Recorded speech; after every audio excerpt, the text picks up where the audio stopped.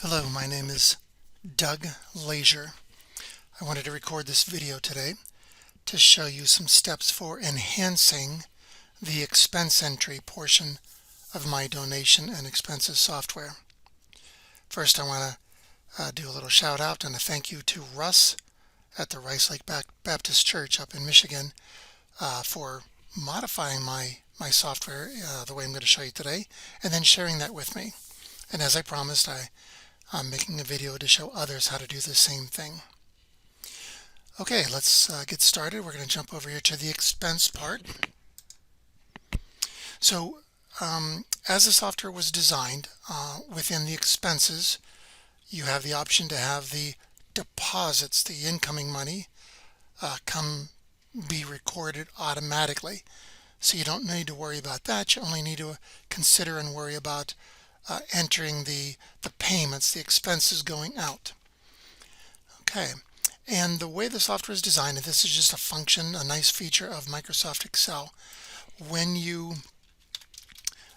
entering a new expense item, because I'm using an Excel table, the format of the row that you're creating is borrowed from the rows above, and cell formulas are populated from the rows above as well. So it's a nice little feature on how it extends itself.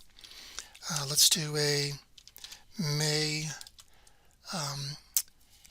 payment, and we'll do employees. And so the way I designed it was that because Microsoft Excel will look at the column you're in, and when you start to type, right, I just typed the letter E, it looks above and says, hey, I see there's lots of other entries here beginning with the letter E, and it'll populate it for you automatically. So I typed the letter E, it saw that there was another entry, employees, and so now if I just hit the tab, then it will populate that with the full word employees from above. And then same thing with the subcategory. So if I type the S, that's not enough for it to figure out what I'm doing, because I can see secretary, specials, Sunday school, sold, tables and chairs. So there's a variety of things, so I have to type more than just a single letter. So if I type the SPE, how much does it take? Oh, actually it's not quite recognizing it for some reason here. Let's try the Sunday school. Okay, so SU. Let's just make sure that didn't have something to do with the uppercase, lowercase. SPEC. Nope, not 100% sure why the specials are not working like that. But for Sunday school or the sold, tables and chairs, it does find it. So the fact that it works most of the time but doesn't always work, the fact that you can also type in things yourself and do it a little bit different than you did above, resulting in some inconsistencies, that drives us to asking the question, is there a better way to handle the entry of the category and subcategory for our expenses? And the answer to that is yes. We can use what Excel calls a drop-down list, so that it will give you the choices, and only the choices, that you want to enter. Your categories, a list of that, and then a list of the subcategories. And the trick I'm going to show you is how the subcategories can be dependent on your categories. So if I choose employees, then I'll get a list of only the employee subcategories. If I choose building and maintenance, then I get a list of the subcategories that make sense under building and maintenance: electricity, gas, rent, telephone, water. So it's a cascading type of an effect.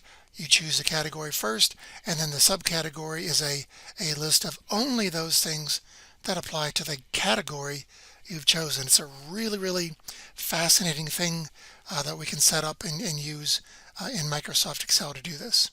So let's go through the steps of doing that. First of all, let me go ahead and get rid of this entry that I just started to type so that we're prepared now to set everything up. So the first thing I'm going to suggest is that you create a brand new empty tab here that we'll use for the categories. I've already created it, but if you're not familiar with Excel, when you want to create a new tab, you just click the plus sign here. It'll put in a new tab or a new worksheet. That when you do it, it'll probably be named Sheet 1, and then you just double click on it and change the name. Okay, and you can also move these around by clicking and dragging, so you can change the position of the tabs as well. Okay, I've started to set something up to show you how we're going to do it. I just want you first of all to see at a high level that the methodology we're going to use to build this is first of all going across this way. We will put our categories, and just to make them different, I highlighted them with just this gray background color. Not a big deal, but I just wanted those to stand out differently than the things below. So going across, as I said, going across will be categories, and then going down will be the subcategories. So building maintenance will be the category, electricity, gas, rent, telephone, water will be the subcategories. So that's the concept. If you know your categories before you get started, then you go ahead and just create them here. If you're not sure, then the other trick we can use, we can go take a look at our expense report, and in there we see our income and our expenses, but we see it broken down by category and subcategory. All right, so I could just take all of the expense part of it, copy it, and come over here and paste values, and that shows me then here's my building maintenance, and then under it these are the subcategories then for building maintenance. So it's just a way that you can kind of borrow the information so you don't have to retype it. You just want to really copy it and paste it. So that's a good place to start, by borrowing it from your expense report. All right, another thing real quick, just to make sure we're on the same page. I went ahead and drew a box around all of these items so that we know which things are being used, which cells are part of the building maintenance, what cells are part of the employee list.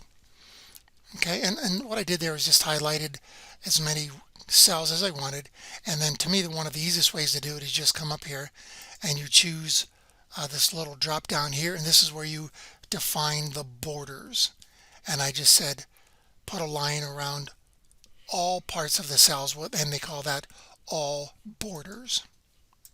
Okay, so that's just how I created this. And then the shading here is just this part here, the little paint bucket, and I just chose one of the gray colors. That's all, just again to make it stand out differently so that it's kind of clear. Okay, so that's kind of what we're designing here. Again, categories, underneath each one the subcategories.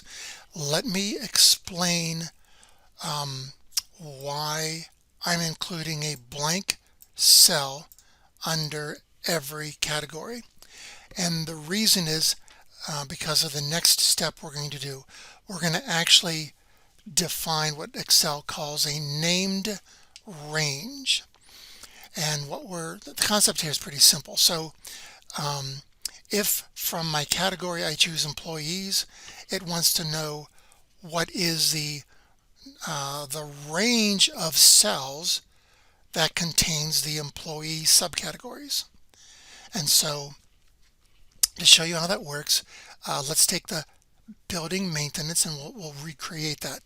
Okay, now there's one important thing to understand about named ranges in Excel, and you might consider this a limitation, or at least understand it to be a quirk of Microsoft Excel, and that is in the named ranges you are not allowed to have spaces or dashes.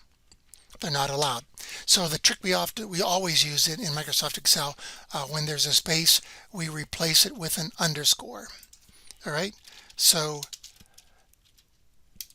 building space maintenance is really going to be building underscore maintenance. I know I misspelled maintenance, but just the concept of when there's a space in your category, replace it with a underscore when you're creating the named range. Okay, so let's take a look. Oh, I'm sorry. There's one other thing I wanted to say. For those of you who are familiar with Microsoft Excel, you know that we can create the named ranges using formulas name manager. This is where we define and manage all of the named ranges. And if you look here, there are many named ranges that I use in my donation software.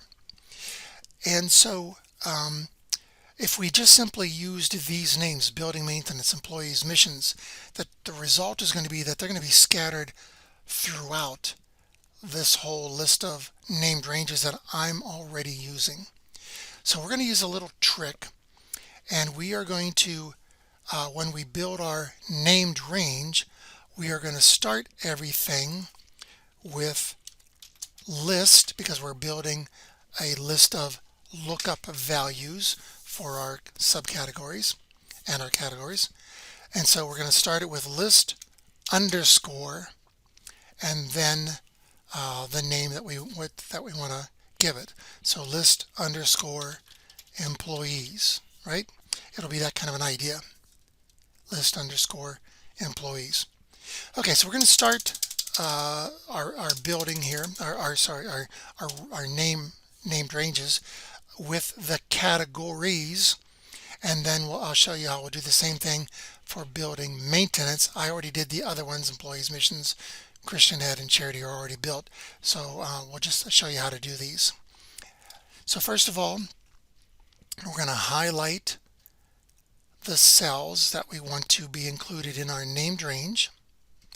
And again, I am leaving a space at the end, so that basically we have a blank area, so that later on, if I insert between F and G, the named range will grow automatically. I don't have to go back and maintain it manually. So that's why I'm leaving the extra column in the category named range and an extra cell in the subcategories, so that later we can insert or even just drag this down to make room for yet one more subcategory, and the named range will automatically adjust itself. That's the trick we're using. Okay, so let's go ahead and do building maintenance. So you see I've highlighted these five categories plus our spare, and then I can come right up here and I can just simply type in the name of our named range. So again, I said we're going to start it with list underscore, and then this will be categories. So it's our list of our categories. Okay, hit the enter key, and then that is our named range we just created. Show you the same thing down here, building it for the building maintenance. So highlight our 5 subcategories plus the spare. Oh, I'm sorry, this one I already have it in there. List building maintenance. And I did the same thing for list employees, list missions. Okay, but it's just that concept, just like we did for the categories. Just highlight it, include the spare, and then type it in, list underscore, and then the name of your list of building maintenance subcategories.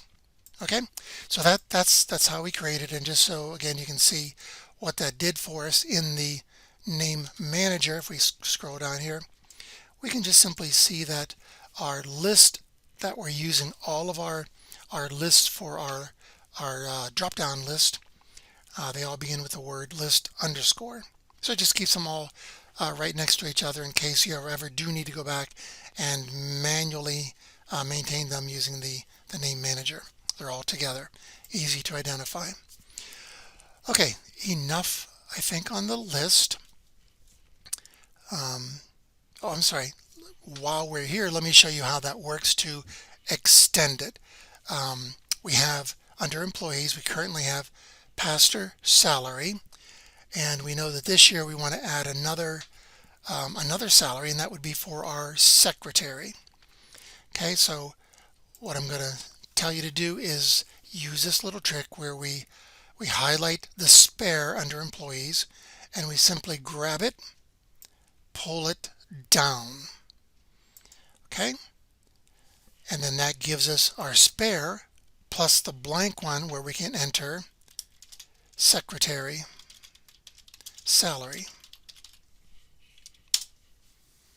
Okay, so the trick we used is we grabbed the spare and we pulled it down, and what that did for us is it automatically extended the named range. We don't have to go back and manually maintain the named range. So just a little trick, and I think it's well worth using this technique and that trick so that it simplifies maintaining the named ranges, especially for those who are not real familiar with Microsoft Excel. Okay, we have our category list. We have our subcategories listed here. Now we're ready to go design the use of these in what Microsoft calls a drop-down list. Okay, again, we're going to apply all of this to our expenses. Hey, just so you know, I got the information, the idea from Russ up in Michigan, but then I did some searching and I found a pretty nice website, Excel Jet, and reading through a couple of different ones. Wow, the folks here did such a really nice job of explaining it. So just want to let you know that exceljet.net. And if you come to this website, you'll want to go ahead and do a search and go ahead and search for, search for drop down, because that's what we're building, a drop down list. There are a few different ones there, but the one that I learned the most from was this one that talks about how to make a dependent drop down list, or a cascading is the other term some people use for this drop down list. Okay, so I just wanted to point that out to give you some reference materials here. Okay, let's go ahead and work on this ourselves. See if I learned anything from that website. Okay, I'm going to start at the top. Now, if you're just beginning and have not filled in any expenses or donations yet, then you can just build everything in your first row. Okay, for us, we already have lots of stuff, and I suspect a lot of you will as well. So I'll show you how we're going to build it for the first row, and then we're going to populate it down to all the other rows. And once we do it to all the other rows, then new rows will automatically incorporate those drop downs. So let's walk our way through it. Okay, we're going to start with our categories. And again, I'm starting in the very first row in our expense entry part and in the category. So we come up here to Excel's menu. It's under data. And then we come over here to, it's called data validation. That's what Microsoft calls it, data validation. Select that. And then of all the possible things we can do here, the part of data validation we're going to use is called list. Okay, so I'm a little drop down here, and I'm saying I want to validate what's entered here by looking it up in a list. That's the concept here. Okay, so we're going to do a list, and then it wants to know what list should I use. And because we gave it a name, we can just simply type in the name. So equal sign list underscore categories. Hit the OK, and now we get the little drop down arrow here, and let's validate that it's working correctly. So we'll just click on the drop down, and there is our list that we created: building maintenance, employees, missions, Christian ed, charity, and our spare. Okay, real quick comment about the order. When we are looking at our expense report, the order built here is based on an alphabetical listing. When you're building your categories, so from left to right, what you really want to put here first would be the thing you use most often. What category am I going to use most often? Put them in order by, well, what you expect to use most often, so that in this case, building maintenance happens every month, employee salaries every month, missions every month. The other things are a little less often. Okay, so just the order of precedence here is just simply based on what you expect to be the thing you use most often. Put that first on the left hand side. Okay, just a little trick. Okay, now we have the donations, the category part working correctly to pick up our drop down list. That's working perfectly fine. And now we need to make the more interesting and challenging subcategory, right? We do not want all possibilities. We want only the possibilities based on what we have selected.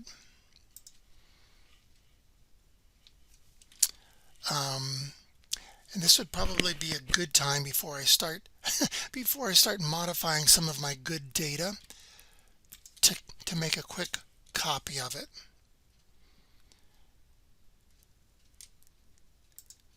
Okay, so I've just simply highlighted all of my categories and subcategories. I'm going to copy that. And just because I can drop it in here anywhere, I'll go ahead and just throw it over on this categories sheet or tab that we created.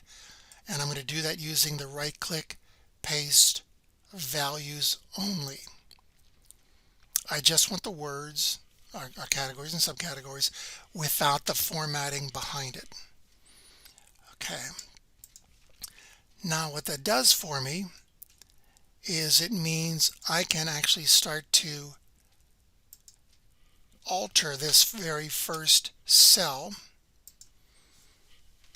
and even the other cells, knowing that I have a copy of the way they were before. So if I start changing anything, in fact I am going to, as we go through this, change all of the cells, and once I do that, I want to then put it back to the way it was before. So that was the purpose of the copy. Okay, so now that I have a copy, I'm free to change these, knowing I'll put them back to the way they were before. Okay, so we have employees, and so now what we want over here is we want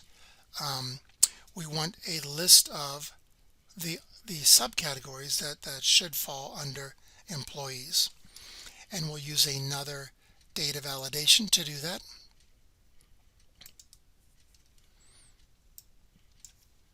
And this will also be validation from a list. And now the source. Okay, so there's this really interesting function or cell formula in Excel that I've actually never used before. So it's really fascinating, and I've enjoyed learning about it. And that's called indirect. And so what we can do is we can say indirect,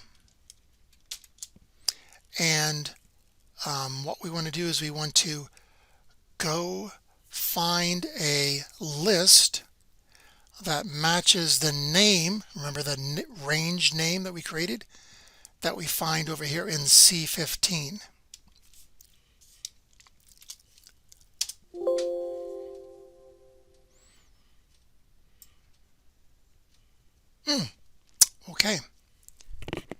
So the problem is we didn't name it employees.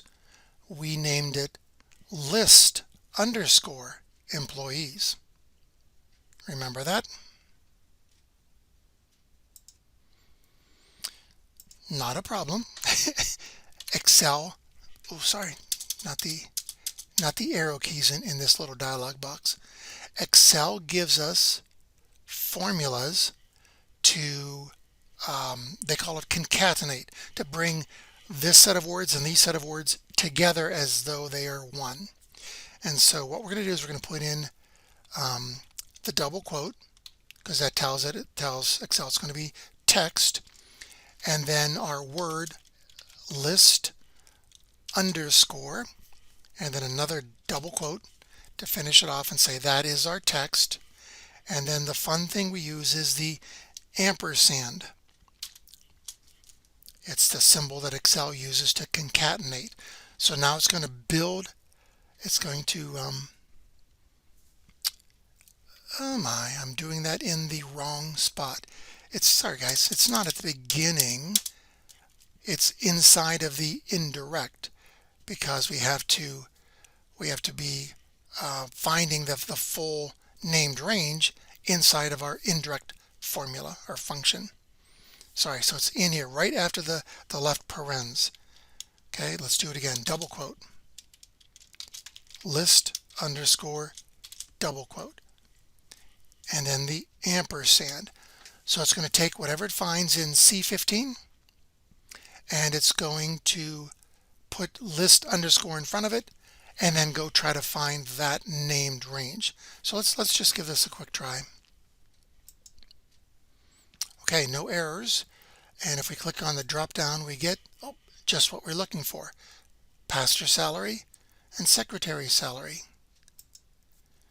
So that's working.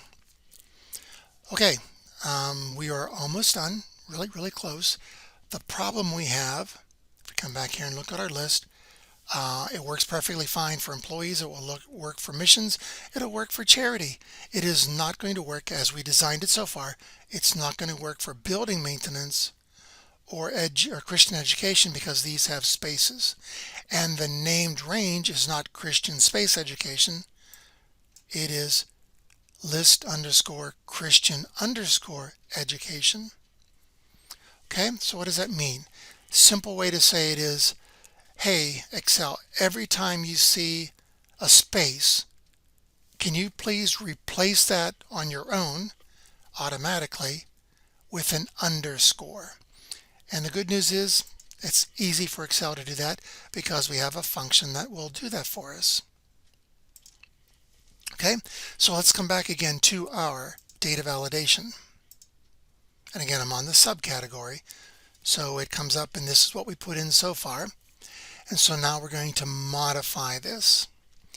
So the first thing I want to point out is we are using this currently in row 15, right? As soon as I'm done getting this working, we want this to work in row 15. We want it to work in row 16 and 17 and 8, etc., etc. Okay, so these dollar signs are going to be a problem for us. The dollar signs is what Excel uses to create what they call an absolute reference. Okay, so we want the C15 to turn into a C16 and a C17 and a C18 as it moves down. So we get rid of the dollar signs or the absolute reference. Now you could have left it wouldn't hurt to leave the dollar sign in front of the C. That way if we ever use the same formula in column D and E and F or other things, it'll always reference back to C. So nothing wrong with the first dollar sign. It's the one on the row 15 that has to go away. Okay, so that was one interesting but important change. And then the other thing we want to do is that sometimes our list will have a named range that also that has a space in it. And so we are going to use a substitute function to replace any space that it sees one or more spaces, it actually would handle multiple spaces. Replace it with an underscore. So let's go ahead and build that. It's not on the whole thing because our list underscore is always going to be list underscore. So we don't care about that part. It's the next part, what you are choosing in your category. That's where you may or may not have spaces. And so the substitute is the function that we're going to use. And within the substitute, it is, first of all, the text, the current text, the way it is now, and then you put a comma, and then you put what to look for. So for us, it's a space. The space is also text, just like our list underscore is text. So we have to put that, we have to put a double quote, space, and a double quote. So now it's looking for text, which happens to be the space character. That's what it's looking for. Then we do another comma, and now we tell it what to replace the space with. What character are we putting there in its place? So we'll do a double quote, underscore, double quote. Okay, and the substitute function, we need a right parens to finish that off.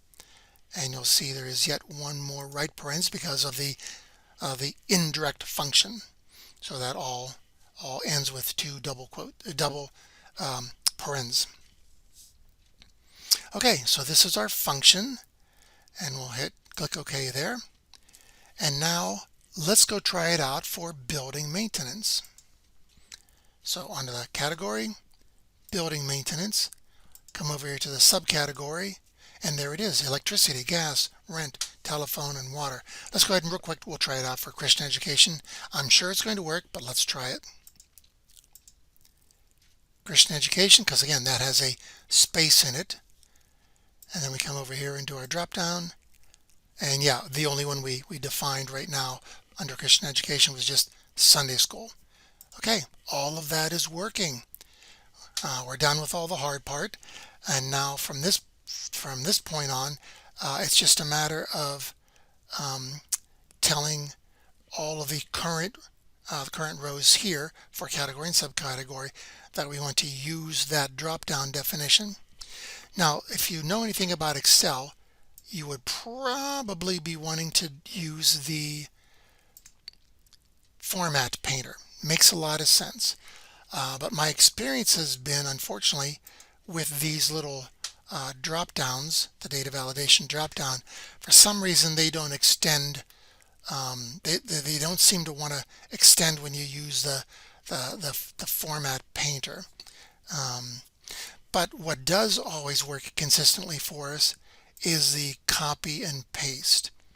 So we could either right click and copy and drag it down, or we could even just drag this down. Go all the way to the end, all of the current data. And again, it's before you do this, it's critical that you have made a little copy of all of your current categories and subcategories, because what it's going to copy down, you'll see, is just whatever was there in in the first row, in row 15. Okay, but if I look at any one of these, we see that they all have the drop down and they all work correctly, including the last row for which we had data. Our final step is going to be really simple. We just circle back here to our list. Okay, just grab the entire list, copy it, come back to our expenses, and we're going to paste it back in here. We're going to paste the values only. Right, I want to leave the cell formatting that's here. I want to leave the data validations that are here. So I just want to replace this with the values that we pulled out of there earlier. So right click, paste values. So now there's all of my entries back in there again. exactly as they were. And just to show you that it's working, let's go down here. Let's go right out check 500, and we'll do this in May. And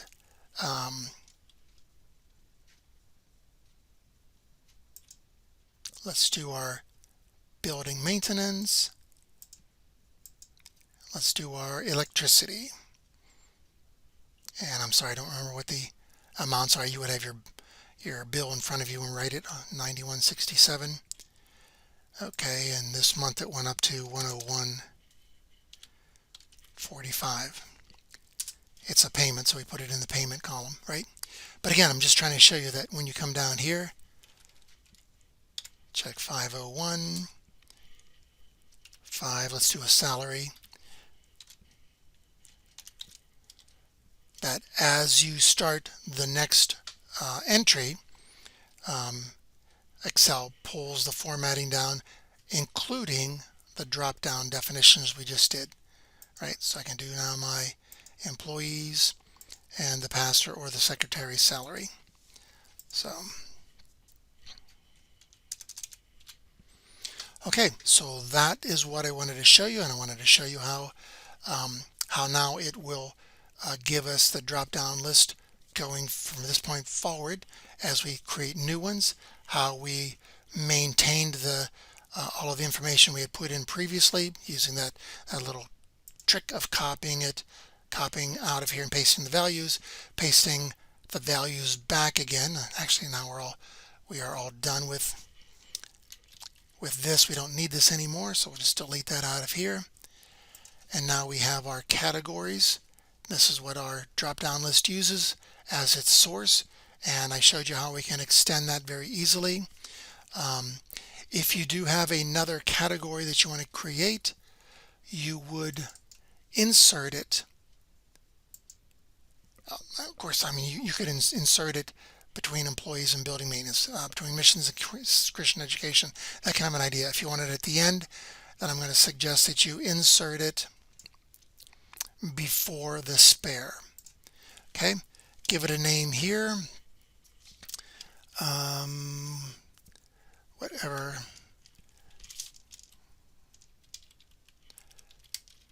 I know we already have utilities, but whatever name for the category. So the big thing you need to understand about that is there is no named range for utilities, right? So when you're adding another whole category, it'll be easy to insert here. It'll pick up the word category automatically because it's part of this, but you're going to have to remember to build the named range. Remember how we did that? Highlighted it, went up here and started typing list underscore utilities, right? That kind of an idea. So I'm not really wanting to build a new one here, but I just wanted to just circle back and show you when you're adding a new category, insert it, and then remember to name the range below it. All right, let's just get rid of that, putting it back to the way it was. Okay, well, hey, those are the things I wanted to cover today. Hopefully you found this very useful. Oh, I'm sorry. Let's talk about one last little thing here. The little green arrows that are showing up here. Okay, so what's going on here? If we come up here and we click on this cell, and there's a little informational thing here, and we click the down arrow. So what it's saying is, on this particular thing, it's our donation category, and the subcategory is general. And so what it's saying is, this doesn't match anything that you have told me about in the subcategory validation.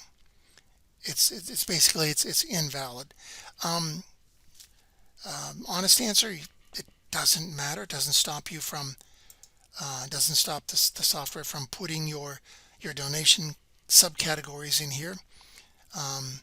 It'll work perfectly fine. If that bothers you to have these little green arrows in here, then you would want to just simply come over here and go ahead and create your donations category and that list as your subcategory, so that when the software copies this portion over, because this will be copied automatically from your donations each week. So when it copies these over automatically, then it will find these names as a valid list for subcategories, right? And just so you can see how easily we do that, it's just a matter of extending our list here, right? So we'll just come over here, insert. This will be our donations. Okay, so that will automatically show up then in the drop down for categories. And now we need to give it a list of names for our subcategories, all of the donation subcategories. I'm going to go ahead and just extend that down, and I should have probably counted. Sorry about that, guys. There, that is our list. So there's really 5 of them. I should have paid a little bit better attention. Okay, paste those values in. Okay, and so now these ones are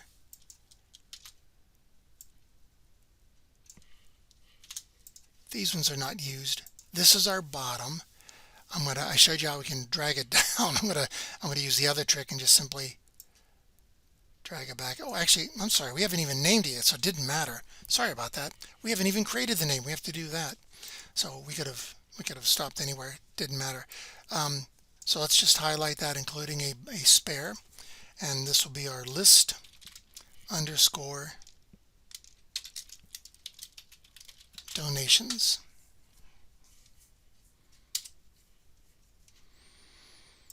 Okay, so from this point forward, as it copies over the donations, it will find general. It will find missions as a valid item in the subcategory list, and those green things from this point forward will go away.